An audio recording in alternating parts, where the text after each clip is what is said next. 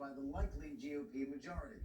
Big banks, big tech expected it to be atop that target list. And for more on the story now, we're joined by Sophia Kai, congressional reporter at Axios, who initially reported on this story. Thanks so much. You were with us yesterday, helping us decipher all the midterm madness. Thanks for coming back for round two. We appreciate it. Let's just start off there first with the state of play in Congress right now. The way these final races are shaping up, particularly the Senate, all eyes on that.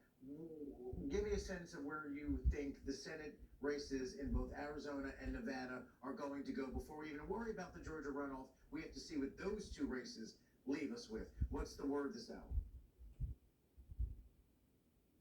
Look, I mean, Arizona, you have Mark Kelly, who is an astronaut. Everyone loves an astronaut.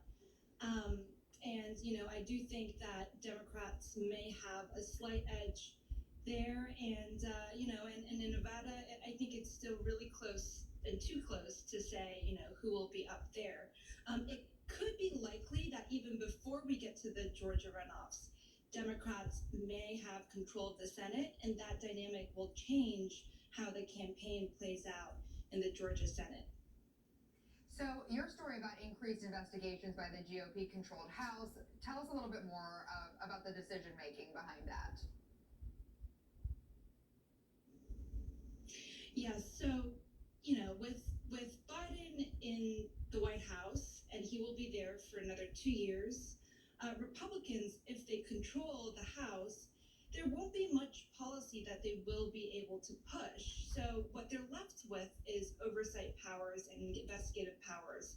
And you know that they will definitely be looking to harness those.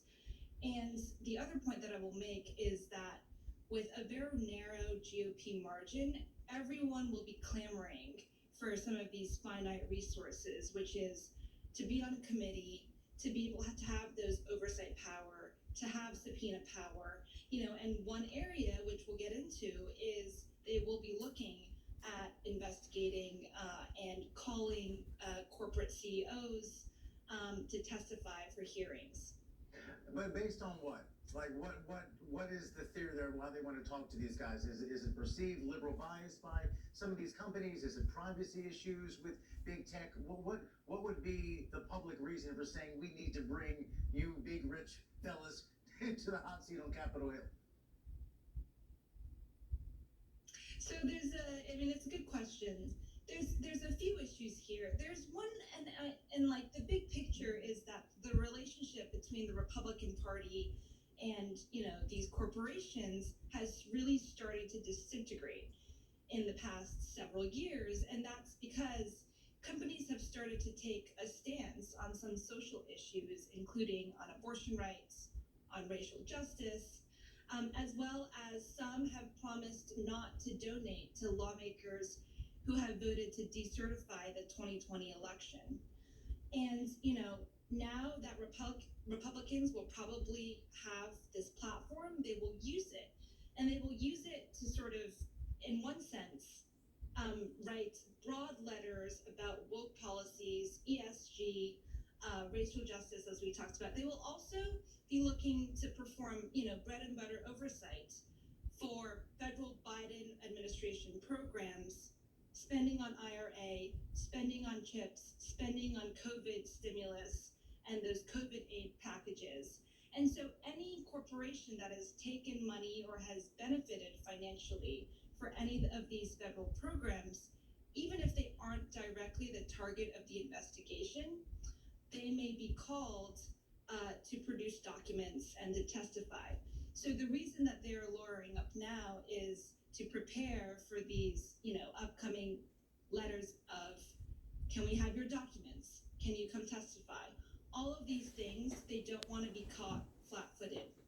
So let's bring in now Aaron Cutler, partner and head of government relations and public affairs practice group at Hogan Lovells, a law firm based in Washington and one of Forbes' 2019 top trusted corporate law firms. So given everything that we just heard moments ago from Sophia, you, Aaron, have worked with some of these corporations and on congressional investigations.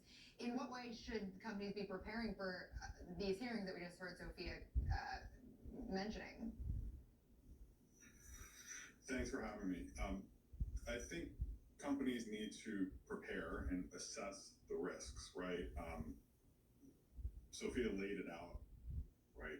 Woke ESG policies, social policies, big tech. Do you have ties to China? These are areas that the Republicans are going to explore in a new House majority.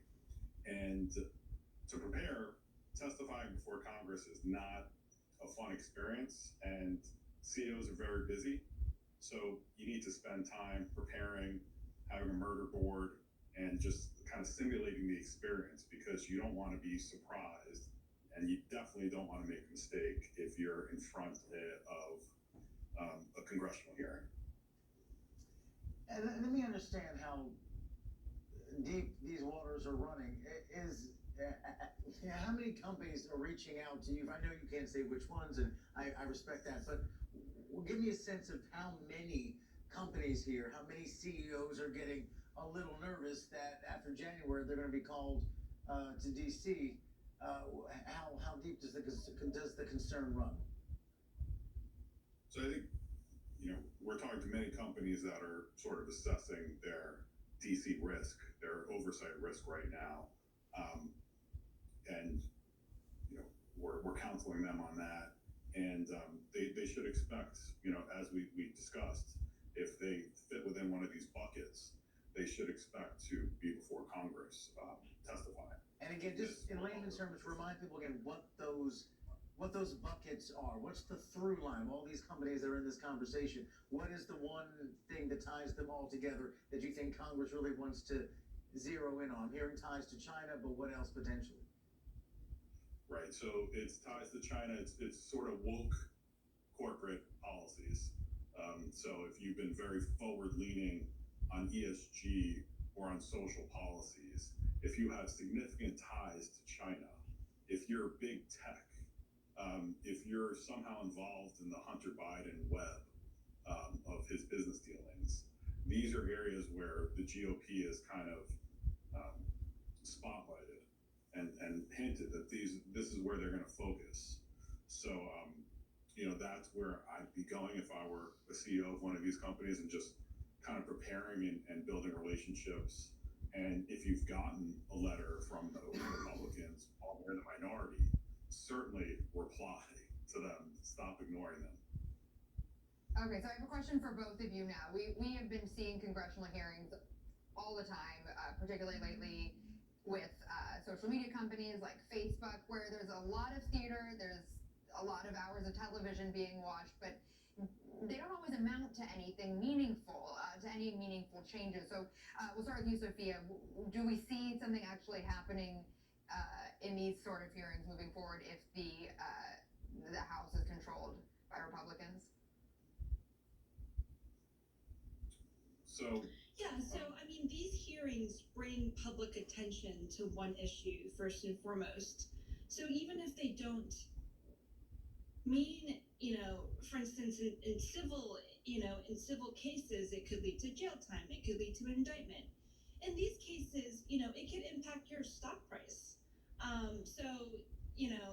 And another sort of tangible outcome, which may come down the road, is that lawmakers will be invested in some issue. For instance, I'm just thinking energy production. If they end up holding hearings and sort of opening up a probe here down the line, when they have the capacity to do it, if they have more control, the chambers and the White House, then they could change the rules around releasing sales of oil from the reserves that the U.S. has. So it could lead to policy changes down the line if lawmakers gather enough information, if they come to some sort of a consensus. It likely won't be bipartisan, but it could be on some issues. I'm thinking big tech. And Aaron, last question over to you. I'm hearing ties to Hunter Biden, I'm hearing China, but both of you have used the word woke. Last time I checked, being woke, people define it differently, isn't a crime. So I'm trying to get a sense here. Is there political retribution at play here? I'm going to, because you're woke, I'm going to find something to dig into legally and put you in the hot seat? Or are we talking about actual worthy investigations here because there's something criminal or nefarious happening. Other than I don't like your policy, so come to Congress. Right. You put it in a good way.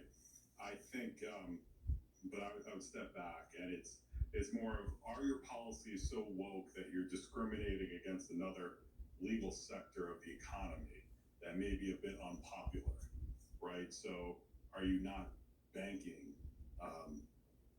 the gun sector, right? Are you discriminating in some way against the sector that's perfectly legal to operate in? So I think, the House GOP will dig into issues like that. Hey, Aaron, is this a legal matter or a culture war? So I think it's legal, right? Sophia mentioned sort of you're taking government money. If you're taking government money and you haven't crossed all your T's and dotted all your I's, we're going to shine, the Republicans are going to shine a big spotlight on that.